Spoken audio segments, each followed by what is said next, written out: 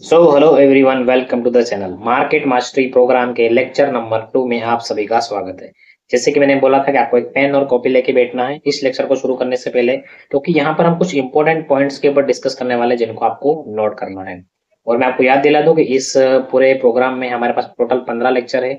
अगर आप उन 15 लेक्चर्स को सही से देख लेते हो, आपके डाउट्स वगैरह मुझे पूछते हो और मैं आपको सोल्यूशन देता हूँ, तो आप देखोगे कि आपकी ट्रेडिंग काफी हद तक आसान हो जाएगी।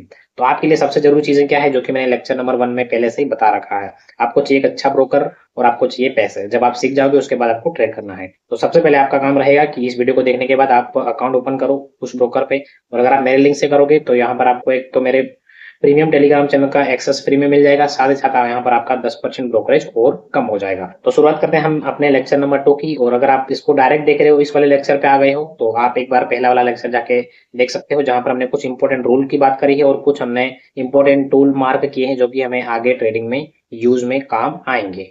तो चलते हैं स्क्रीन पर और स्टार्ट करते हैं इस आज के लेक्चर को।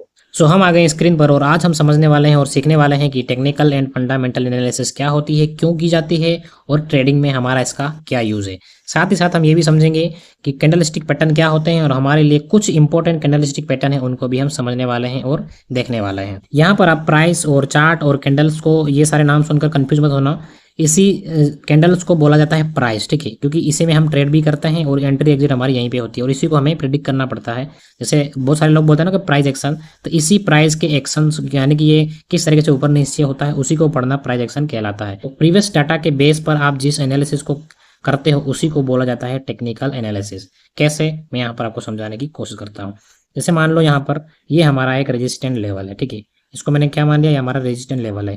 तो इसके बेस पे मैं ये प्रिडिक्ट कर पाऊंगा। मान लो कि हमारा चार्ट यहाँ तक ही बना हुआ, ठीक है, यहाँ तक, इसके अलावा हमने चार्ट इधर का नहीं देखा। तो पहले मान लो मार्केट यहाँ पर आया था, उसके बाद वापस यहाँ पर आया, फिर नीचे गिरा, उसके बाद प्राइस यहाँ पर दोबारा आई, फिर नीचे गिरी। तो उसके बाद हम प्रीवियस डाटा के बेस पे ये पता लगाते हैं कि प्राइस अगर दोबारा यहाँ पर आएगा तो भी गिरेगा और सेम घटना हुई। तो इसी को बोला जाता है टेक्निकल एनालिसिस। ये इतना सिंपल है लेकिन लोगों ने इसको कॉम्प्लिकेट बना के रखा है। यानी कि क्या, मार्केट ओपन होने से पहले जो आप लेवल्स वगैरह मार्क करते हो कि आज क्या होगा, क्या हो सकता है, कैसे हो सकता है, यानी कि प्रीवियस मार्केट के डेटा के बेस पे आप जो एनालिसिस करते हो उसी को बोला जाता है टेक्निकल एनालिसिस। अब समझते हैं कि फंडामेंटल एनालिसिस क्या होती है। जैसे हम सुबह क्या करते हैं, सुबह 8 बजे ग्लोबल मार्केट को देखते हैं, मनी व्यू वेबसाइट पे जाके ऑल ओवर ग्लोबल मार्केट में क्या क्या घटनाएं हुई है, उस बेस पे हम क्या करते हैं, अपने मार्केट का पता लगाते हैं कि अगर जैसे आज की मैं बात करूँ, जिस दिन मैं रिकॉर्ड कर रहा हूँ, तो आज 8 तारीख है, तो आज ग्लोबल मार्केट की जो मैंने अपडेट डाली थी फ्री टेलीग्राम चैनल पर, जहां पर वो रेड में था, पूरा ग्लोबल मार्केट रेड में था, जिस वजह से हमारा निफ्टी भी आप यहाँ पर देखें तो एकदम गैप डाउन ओपन हुआ। तो इस सभी चीज़ों को मिलाकर और ये प्रिडिक्ट कर पाना कि मार्केट आज कहाँ पर कैसे ओपन हो सकता है, इसी को बोला जाता है फंडामेंटल एनालिसिस, ठीक है। तो टेक्निकल और फंडामेंटल बहुत ही ईजी है। और इसका यूज़ क्यों है, क्योंकि ये दोनों एनालिसिस के हिसाब से प्राइस मूवमेंट करता है और हमें इस प्राइस के हिसाब से ट्रेड लेना होता है, इसलिए हमारे लिए जरूरी है। इसमें हम एक और टॉपिक को ऐड करने वाले हैं जो कि मैंने आपको पहले नहीं बताया, जिसका नाम है टाइम फ्रेम, ठीक है। टाइम फ्रेम मतलब क्या, जब भी आप किसी भी चार्ट को ओपन करके देखते हो तो यहाँ पर बहुत सारे टाइम फ्रेम है, जैसे कि यहाँ पर 5 सेकंड से लेकर 12 महीने तक का टाइम फ्रेम है। तो इतने सारे टाइम फ्रेम को बनाने की जरूरत क्यों पड़ी? क्या किसी के लिए 15 मिनट का टाइम फ्रेम बेस्ट नहीं था, या फिर किसी के लिए 30 मिनट का टाइम फ्रेम बेस्ट नहीं था? ऐसा नहीं है। मार्केट में अलग अलग तरीके के लोग होते हैं और उनको अलग अलग टाइम फ्रेम पर ट्रेड करना अच्छा लगता है। तो हमारे लिए सारे इंपॉर्टेंट टाइम फ्रेम है, इनको हम थोड़ा सा समझने की कोशिश करते हैं। जैसे मान लो यहाँ पर मैंने इस वाले चार्ट को डेली के टाइम फ्रेम पर इसको ओपन करके रखा है। अब मैं यहाँ पर आपको थोड़ा सा समझाने की कोशिश करता हूँ।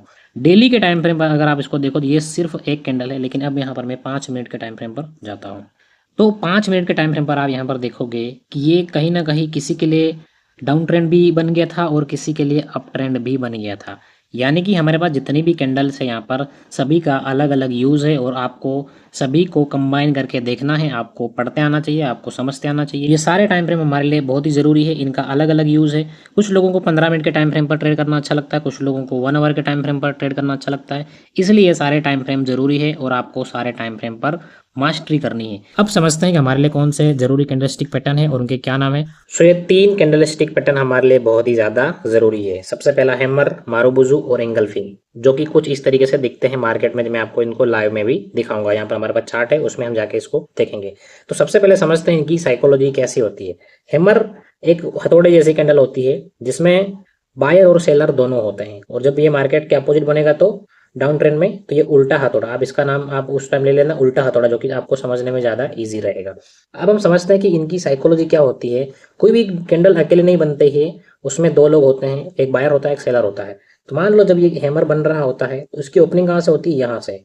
ओपन होते ही इसने लो लगाया, लो कौन लगाता है, सेलर, लेकिन बायर इतने ज़्यादा एग्रेसिव थे कि उन्होंने यहाँ तक ले जाके इसको यहाँ पर क्लोज कर दिया। तो कोई भी कैंडल बायर और सेलर बनाता है। समझते हैं कि कैंडल की साइकोलॉजी क्या होती है। तो जब भी मार्केट में ग्रीन कैंडल बनती है, इसका मतलब क्या है कि प्राइस ऊपर जाना चाहता है। तो इसकी ओपनिंग कहाँ से होती है, यहाँ से।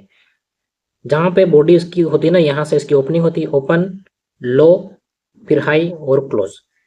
किसी भी कैंडल में यह चार फॉर्मेशन होता है, चार फॉर्मेशन के बिना कोई भी कैंडल नहीं बनती है। अगर मार्केट में अगर रेड कैंडल बन रही है, उसका मतलब क्या है कि प्राइस नीचे जाना चाहता है, तो वो कहाँ से ओपन होगा, ऊपर से। तो रेड कैंडल यहाँ से ओपन होती है, ऊपर हाई लगाती है, लो लगाती है और उसके बाद यहाँ पर क्लोज हो जाती है।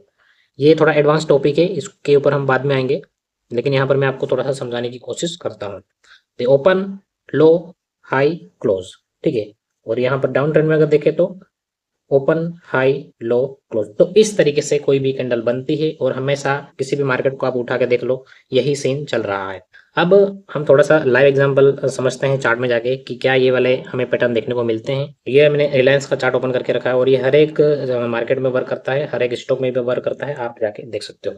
सबसे पहला ये आज की बात है, यहाँ पर देखो मार्केट कंटिन्यू नीचे आ रहा था, यहाँ पर एक ब्लैक कैंडल बनी, उसके बाद जैसे ही इसके ऊपर एक ग्रीन कैंडल बनी और इसको पूरा अपने अंदर कर लिया, मार्केट ऊपर चला गया।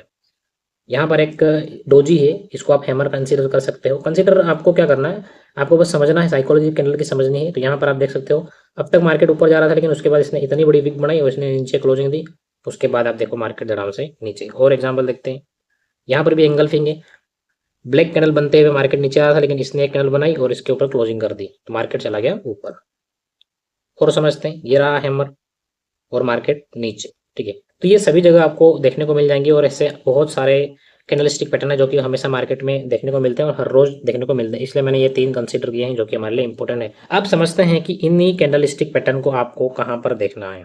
ओके, तो जितने भी हमारे बुलिश कैंडलस्टिक पैटर्न है उनको आपको इस वाले जोन पे देखना है। क्यों? क्योंकि बुलिश कैंडलस्टिक पैटर्न ये आपका इंडिकेट करते हैं कि यहाँ से प्राइस ऊपर जाएगा। तो इसको अपन मान लेते हैं एकदम सिंपल लैंग्वेज में, जैसे हर कोई बोलता है, ये होता है सपोर्ट और ये होता है रेजिस्टेंस। मार्केट कभी भी अचानक से ऊपर नहीं जाता है, वो इस तरीके से ऊपर जाता है। तो जितने भी हमारे बुलिश कैंडलस्टिक पैटर्न है उनको आपको हमेशा सपोर्ट पे देखना है, और जितने भी हमारे बियरिश कैंडलस्टिक पैटर्न है उनको आपको हमेशा रेजिस्टेंट पे देखना है, क्योंकि वहां से प्राइस रिवर्स आता है, कहाँ तक आता है, अपने सपोर्ट लेवल पर। तो इनका यूज कुछ इस तरीके का है। आगे हम इनको और भी डीप में समझने वाले हैं, जब हम ट्रेंड के बारे में पढ़ेंगे, उसके बाद हमारे और भी कॉन्सेप्ट है उनको पढ़ेंगे, उसके बाद हम इनको सही यूज करने का तरीका बताएंगे और किस तरीके से एंट्री लेना है, उसमें भी ये हमारे लिए बहुत ही ज्यादा जरूरी होने वाले हैं। अब समझते हैं कि क्या ये कैंडलस्टिक पैटर्न सिर्फ किसी इंडेक्स में ही काम करता है, जैसे निफ्टी, बैंक निफ्टी, सेंसेक्स में? जी नहीं, ये आप किसी भी स्टॉक में जाके देख सकते हो। और अगर आप एक बिगिनर है, जब तक हमारे 15 लेक्चर कंप्लीट नहीं हो जाते तब तक आप अभी ट्रेडिंग नहीं करोगे, ठीक है। मैं कोशिश करूंगा कि हमारे 15 लेक्चर बहुत ही जल्दी में खत्म कर पाऊँ, ठीक है। जितने भी मैंने यहाँ पर आपको जो 3 कैंडलस्टिक पैटर्न बताए हैं उनको आप हमेशा हाई टाइम फ्रेम पर इस्तेमाल करोगे, ठीक है। ऐसा नहीं कि 1 मिनट 5 मिनट में आप इस्तेमाल कर रहे हो, 15 मिनट से कम में आपको नहीं देखना है, ठीक है। और आप इनकी प्रैक्टिस कहाँ पर करोगे, किसी भी स्टॉक्स को आप उठा के उसमें प्रैक्टिस कर सकते हो। सो इस लेक्चर में हमने क्या क्या चीज़ें पढ़ी, हम दोबारा एक बार इसका रिव्यू कर लेते हैं। सबसे पहले हमने पढ़ा कि टेक्निकल और फंडामेंटल एनालिसिस क्या होती है और क्यों जरूरी है। उसके बाद हमने पढ़ा कि टाइम फ्रेम क्या होता है, इतने सारे टाइम फ्रेम क्यों जरूरी है, और कोई भी कैंडल कैसे फॉर्म होती है। उसके बाद हमने यहाँ पर हमारे लिए इंपॉर्टेंट कैंडलस्टिक पैटर्न पढ़े और उनको समझे, और उनको ये भी हमने सीखा कि इनको कहाँ पर देखना है और क्यों देखना है और कब देखना है। तो इस लेक्चर को हम यहीं पर एंड करते हैं और आई होप आपने यहाँ पर इसके नोट्स बनाए होंगे। अगर आपको समझ में नहीं आया है कुछ भी तो आप जो आपके डाउट्स वगैरह रह गए हैं उसको मुझे कमेंट करके पूछ सकते हो, मैं आपको जवाब दूंगा। और साथ ही साथ अगर आपके पास अच्छा ब्रोकर नहीं है तो सबसे पहले आप इस वीडियो के डिस्क्रिप्शन में मैंने लिंक दे रखा, जहाँ से आप अपना अकाउंट ओपन करके इसमें ये सारी चीज़ें प्रैक्टिस कर सकते हो। सो अगर आपको ये जानकारी सही लगी हो तो वीडियो को लाइक कर देना, चैनल को सब्सक्राइब भी कर देना, और मिलते हैं बहुत ही जल्द अगली वीडियो में।